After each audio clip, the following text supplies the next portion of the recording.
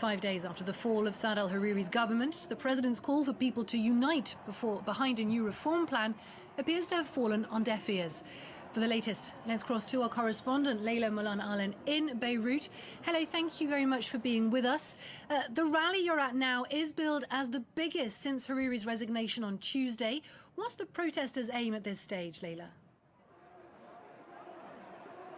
It is. The protests this evening in Beirut are very big. They had aimed for 1 million people on the streets. They haven't quite achieved that, certainly not yet, but we do have more time to go. But lots and lots of people down here tonight, and they've come from various cities. Really, at the moment, what the protesters are aiming for is just to remind the government that they are here.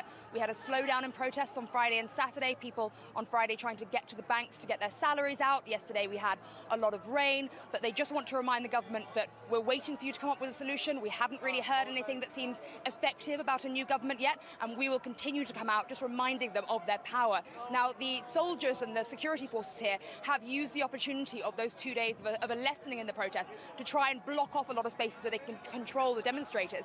And today we've got a very narrow inlet into the central Martyrs Square. People concerned that if there's violence, as we've seen before with sectarian supporters, that people will be in trouble if they're trying to get out quickly. So discussions going on right now with security forces to see if they can open that up a little bit. Well, earlier this Sunday, we saw Aoun's supporters take to the streets. Let's take a listen to some of those taking part in that rally.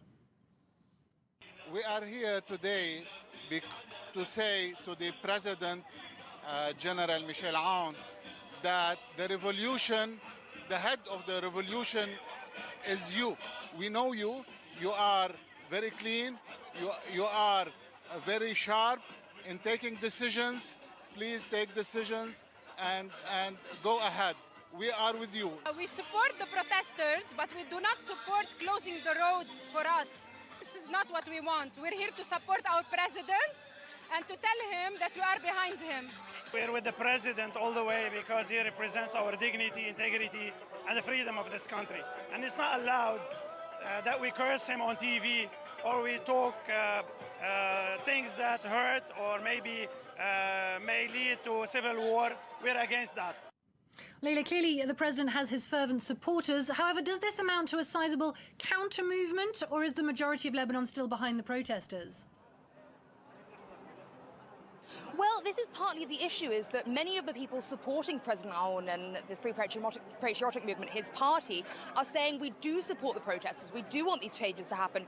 We're just saying that it's not President Aoun's fault, that he is not somebody who should be removed. And that's part of what we're seeing now, is this protest movement dividing, really, between the people who are saying all of them means all of them, we want all of them out, and now some of the supporters of the different sectarian parties starting to come out and saying, well, no, but we do back our own leader and we want the other politicians to leave. So that's really a lot of what we were seeing at those protests at the Baghdad Palace. And we're seeing it from other parties as well. We saw a lot of Hariri supporters come out last week onto the streets and move into the protests after his resignation in favor of him, saying he's been used as a scapegoat. We've seen it with other parties as well, with Hezbollah, with Shia supporters of the Amal movement also. So this is really what we're seeing now, is a bit of a divide in that initially united front under the Lebanese flag. So at the moment, everybody just waiting to see what that new government might look like and whether they will all still have the traditional parties there that they like to back.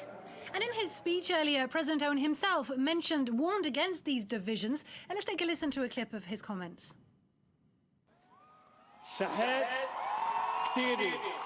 We must not allow protesters to be pitted against one another.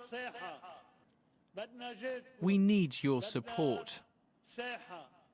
We want those who support us to enjoy the same rights as those who are taking to the streets. You have come today to show your support, and I, in turn, would like to tell you that I stand with you. Leila, how did the president's speech go down with the people who've come out once again in Beirut this evening?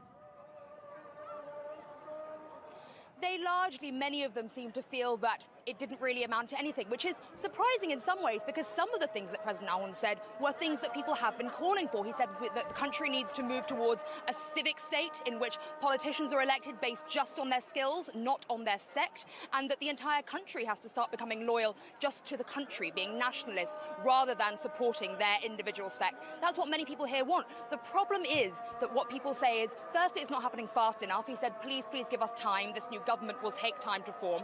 People want change now, but also that he's not offering any practical steps for how this is going to happen. He's just saying, I call upon the parliament to form this new government, and people want to see leadership from somewhere, see this being pushed forward.